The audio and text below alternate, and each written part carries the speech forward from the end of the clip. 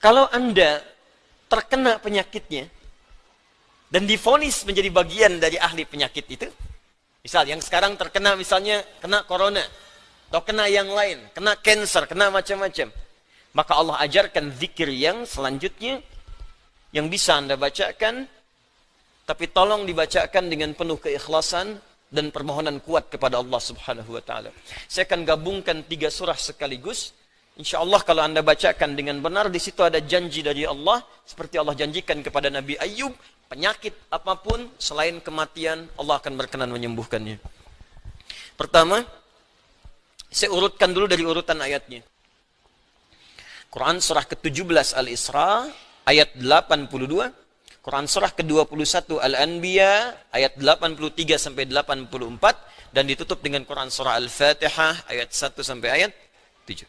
Wa nunazzilu minal Qur'ani ma huwa shifaa'un. Ini poinnya. Wa rahmatul lil mu'minin wa la yazidul zalimina illa khasara.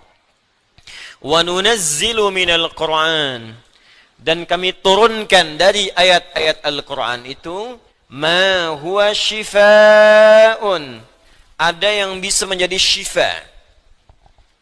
Apa itu syifa? Obat. Baik. Obat penawar itu ada 2 nama. Seperti penyakit pun ada 2 nama.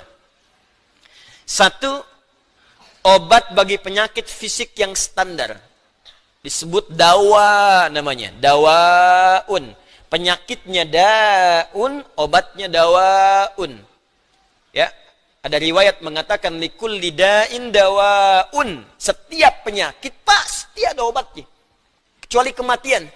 Ya, kalau kita mau kreatif kita dapatkan, analisis dapatkan, hadir. Ya, likulli da'in dawaun. Da itu penyakit fisik. Ya, pusing, sakit perut, sakit gigi, macam-macam. Kata Nabi, Anda kreatif, dapat obatnya. Obat untuk fisik ini disebut dawa namanya. Ada yang kedua, disebut dengan maradun. Maradun. Marad itu lebih kepada penyakit hati. Penyakit jiwa, roh. Ini. Quran surah kedua Al-Baqarah ayat 10.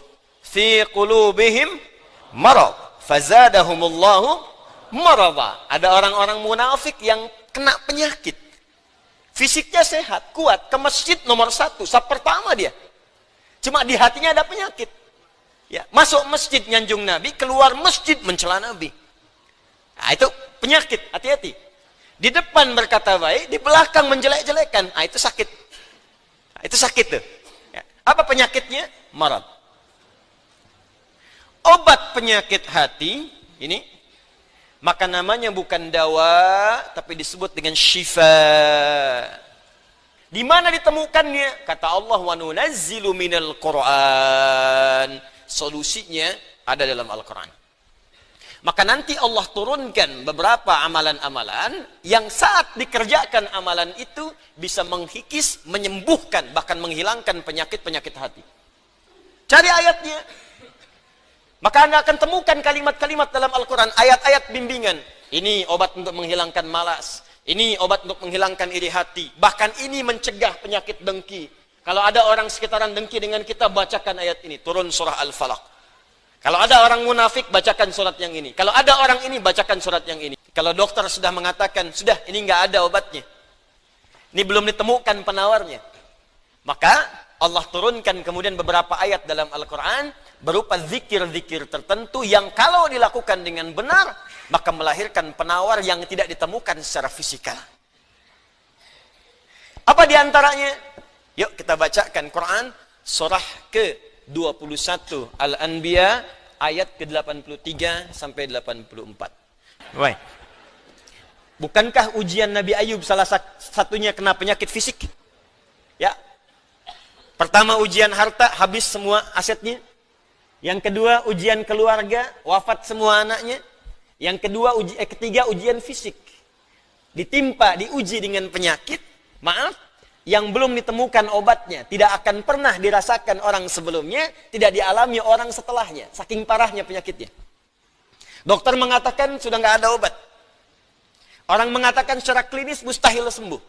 Nggak ada obatnya. Maka apa yang dikerjakan oleh Nabi Ayyub alaihissalam? Ingat, ini pesan dari Al-Quran. Ada isyarat begini. Ketika manusia mengatakan, makhluk mengatakan ini mustahil, itu tanda pertama dari Allah supaya langsung kita diminta untuk memohon kepada Allah Subhanahu wa Ta'ala. Jadi kalau ada orang mengatakan ini nggak bisa, itu langsung tanda langsung dari Allah supaya tinggalkan pendapat makhluk, minta kepada Khalik. Itu poinnya. Makanya seringkali ujian penyakit itu diantaranya mendorong kita untuk mendekat kepada Allah. Jadi kalau Anda diberikan penyakit sampai parah, nggak menyebut nama Allah juga, perlu dikasih apa lagi supaya ingat sama Allah? Jadi kalau diberikan yang paling parah, nggak sempat menyebut nama Allah juga, Anda perlu dikasih apa lagi? Karena itu seringkali ujian itu, kata Nabi, jika Allah mencintai seorang hamba, diberikan ujian supaya dekat dengan Allah. Innallaha idza ahabba 'abdan ibtala. Allah itu kalau sudah cinta dengan seorang hamba, diberikan ujian supaya ingat, nyebut. Mungkin sebentar lagi wafat, sebut nama Allah, dekatkan diri dengan Allah. Makanya, maaf ya, nikmat kesehatan itu berharga ketika sakit. Ya, syukur nikmat itu datang ketika sakit. Peningkatan ibadah hadir ketika sakit. Begitu diuji, ingat Allah. Nah, ini yang dikerjakan Nabi Ayyub alaihissalam. Begitu penyakitnya sudah mulai mengganggu beliau ibadah, maka perhatikan zikirnya. Amalkan ini, bacakan dengan penuh ketulusan. Wa ayyuba, dan kami buka kisah Ayyub alaihissalam. Idh nada rabbahu anni massani yadurru wa anta arhamur rahimin. Ini zikirnya. Anni massani yadurru wa anta arhamur rahimin. Anda boleh bacakan dari sini. Ya, anni massani yadurru wa anta arhamur rahimin. Allahumma anni massani yadurru wa anta arhamur rahimin. Allahumma anni massani yadurru wa anta arhamur rahimin. Dalam tahajud Anda mohon kepada Allah. Yang divonis misalnya matanya sulit sembuh, yang divonis misalnya ini penyakit gak mungkin sembuh, yang divonis cancer macam-macam, minta Allahumma anni massani yadurru wa anta arhamur rahimin. Ya Allah, penyakit ini sudah mulai mengganggu saya untuk bisa fokus ibadah kepadamu. Ini kuncinya. Jadi kalau bacakan ayat ini, arahkan ke kepentingan ibadah, jangan cuma minta sembuh. Sebab yang pengen sembuh pun banyak. Jangankan Anda, yang lain pun pengen sembuh. Apa motivasinya supaya Allah cepat sembuhkan kita?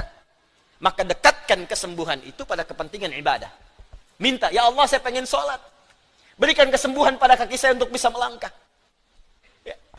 Ya Allah, ini penyakit sudah mulai mengganggu saya untuk ibadah. Saya pengen ke masjid ya Allah. Saya pengen Jumatan. Saya pengen jamaah ya Allah. Cuman karena ini saya nggak bisa lagi jamaah. Bukankah engkau menyukai hambamu yang jamaah ya Allah? Bukankah engkau menyukai hambamu yang sholat bersama ya Allah? Bukankah engkau menyukai zikir ya Allah yang kau dengar setiap waktu ya Allah? Wa anta arhamur rahimin, sedangkan engkau yang paling sayang padaku. Kalau yang paling sayang saja tidak engkau sembuhkan, lantas kepada siapa lagi aku mohon dan meminta? Anda tahu apa jawabannya? Fastajabna lahu fakashafna ma bihi min dhurrin wa atainahu ahlahu wa mithlahu ma'ahum rahmatan min indina, ujungnya wa dzikra lil abidin. Kata Allah, kalau ada orang yang mengamalkan zikir ini seperti Ayyub mengerjakannya, aku akan sembuhkan penyakitnya, hilangkan semua kesulitannya, bahkan aku kembalikan aset-aset yang dirasakan hilang. Anda biaya keluar sekian juta, puluhan juta, miliaran dibalikin oleh Allah, seperti Allah mengembalikan Ayyub dan anak-anaknya plus aset-asetnya. Anaknya meninggal 12, sembuh kembali, istrinya hamil lagi. Setiap hamil, lahiran kembar, lahiran kembar. Lahiran sampai 12 kali, anak 24. Aset balik semuanya. Terakhir, bacakan surah Al-Fatihah dengan benar, karena Al-Fatihah disebut langsung juga oleh Nabi sallallahu alaihi wasallam sebagai syifa, sebagai syifa. Seperti pernah kepala suku saya kisahkan di pertemuan awal, tersengat kala jengking dan medis mengatakan tidak mungkin sembuh, diruqyah kemudian dibacakan itu dan Allah berikan kesembuhan. Wallahu a'lam bissawab. Ini bagian dari ikhtiar roh, bukan bagian dari pendekatan-pendekatan obat fisik. Dan semoga dengan itu Allah memberikan ketenangan, kemudahan, dan menghilangkan segala kesulitan di sekitaran kita insyaAllah.